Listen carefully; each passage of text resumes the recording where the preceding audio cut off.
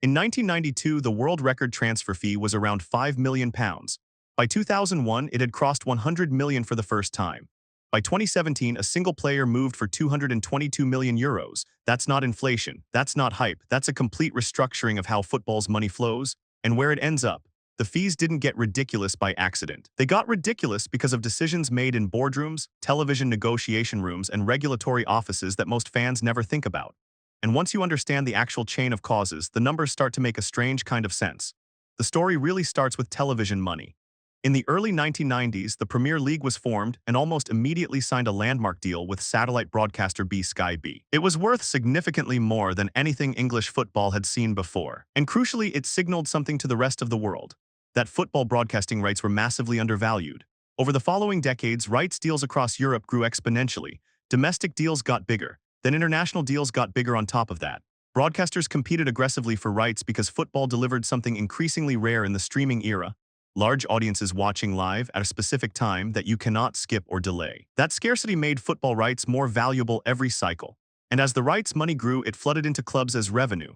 Clubs suddenly had more money than they'd ever had before. And in a competitive industry where the product on the pitch determines your standing, your sponsorship appeal, and your future broadcast allocation, what do you do with extra money? You spend it on players. More money chasing the same pool of elite talent. The basic logic of what happens next is straightforward. Here's something that makes football different from almost every other industry. You can't manufacture more elite footballers on demand.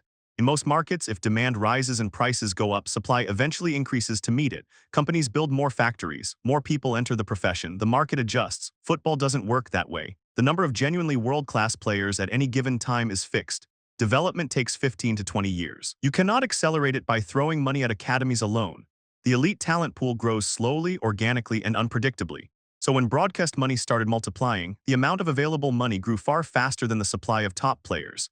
That structural gap is the core reason fees inflated the way they did.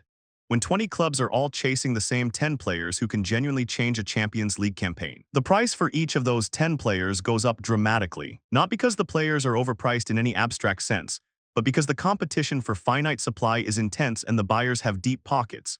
In the early 2010s, UEFA introduced financial fair play rules. The stated intention was to prevent clubs from spending recklessly, to stop rich owners from simply buying success and destabilizing the sport financially. The rules required clubs to broadly balance their spending against their revenues. You could not lose unlimited money. You had to operate within your means as UEFA defined them. Here's the unintended consequence. Clubs that were already large, already generating enormous commercial and broadcast revenue, had enormous headroom under those rules. They could spend more because they earned more. Clubs trying to break into the elite had their spending constrained precisely at the moment they needed to invest most aggressively. The rules also pushed clubs to be creative about how they structured deals. If you couldn't simply inject owner money to fund transfers, you needed your revenues to justify your spending. One way to increase reported revenue quickly is to sign inflated commercial deals with entities connected to your ownership. This became a significant area of regulatory scrutiny. But the broader effect on fees was this: clubs with large revenues could continue bidding aggressively for the same scarce elite players. The pool of serious buyers didn't shrink much. The competition stayed intense, and the fees kept rising. For a long time, even as fees rose, there was an informal ceiling. Not a written rule, but a market consensus about what any individual player was worth.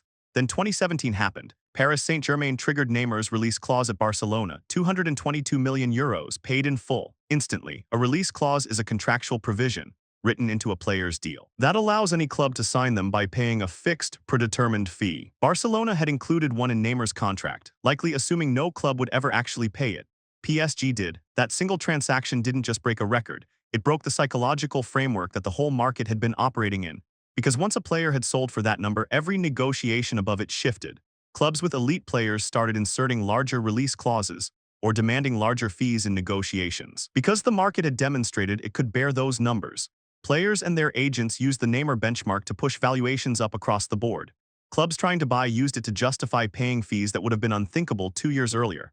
One transaction repriced an entire market. That's the Neymar effect. You cannot explain fee inflation without talking about agents. As transfer fees rose, agent fees rose with them. In most transfers, agents earn a percentage of the deal, whether paid by the buying club, the selling club, or sometimes structured across both. The larger the fee, the larger the agent's absolute return. This creates a set of incentives that don't always align with what's best for clubs or even players. An agent has a financial interest in fees being large. An agent whose client moves frequently generates more commission events than one whose client stays at one club for a decade. These are structural incentives built into how the market operates. Agents also have real market power.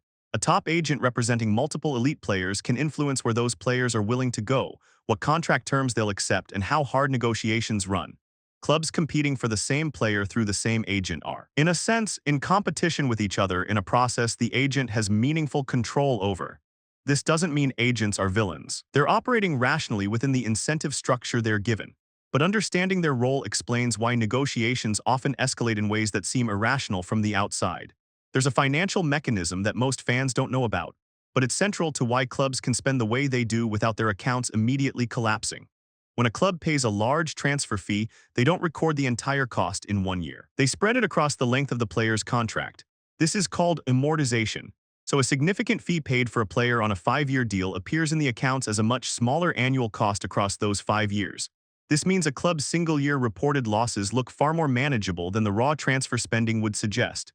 This accounting treatment isn't fraud. It's standard practice. But it does mean clubs can make very large transfer commitments without those commitments immediately threatening their compliance with financial regulations. It also creates a perverse incentive around contract length. Longer contracts mean lower annual amortization costs, so clubs sometimes push for longer contracts partly for financial accounting reasons, independent of whether the sporting logic supports tying up wages for that duration. One thing that surprises people when they look at transfer negotiations closely is how much power the selling club holds, especially in the current market. If a player is under contract and the selling club doesn't want to sell, the buying club's only options are to meet the asking price, trigger a release clause if one exists, or walk away. There is no mechanism to force a sale. This means selling clubs, when they choose to exercise that power, can extract maximum value. They know the buying club has a need. They know the window closes. They know the manager wants that specific player. So they hold firm on price and let the urgency work in their favor. The exception is when a player agitates for a move. If a player hands in a transfer request, refuses to train, or publicly signals they want to leave, the selling club's negotiating position weakens. They're now managing a disruptive asset, and a lower fee with a clean exit can become preferable to the alternative. Agents understand this dynamic too. It's sometimes used deliberately. The deepest reason fees keep rising is that the clubs spending the most are also the ones earning the most, and they cannot afford to stop. If you are a top European club, your commercial value, your broadcast allocation, your Champions League revenue, your shirt sales, all of it is connected to your competitiveness on the pitch. Falling behind on squad quality has cascading financial consequences. So when a rival signs a transformative player for a record fee, your rational response is often to match it. Not because you want to pay that much, but because the cost of not competing can be higher than the cost of the fee itself. This is a classic arms race dynamic. Everyone would be better off if everyone spent less. But no individual club can unilaterally step back without ceding ground to rivals who don't. So the spending escalates collectively. Even if it looks irrational at the individual level, leagues and regulators can try to cap it. Salary caps, squad cost rules, spending limits, these are all attempts to interrupt the arms race. Whether they work and whether they create new problems in the process is something football is still actively working through. Transfer fees look ridiculous on the surface, and in some narrow sense they are. But they're also the logical output of a system where broadcast revenues exploded, elite player supply stayed fixed, financial regulations entrenched the advantage of already wealthy clubs. One landmark deal reset the entire market's psychological ceiling, and every serious club faces the same competitive pressure to keep up or fall behind. The fees aren't random. They're a reflection of exactly how much money is in the game, how scarce genuine elite talent is, and how high the stakes are for the clubs competing at the top. The misunderstanding worth dropping is this, that transfer fees are just clubs being stupid with money. Sometimes they are. But mostly they're clubs responding rationally to a set of structural forces that were set in motion long before any specific deal was signed. The system produces the numbers. The numbers don't come from nowhere.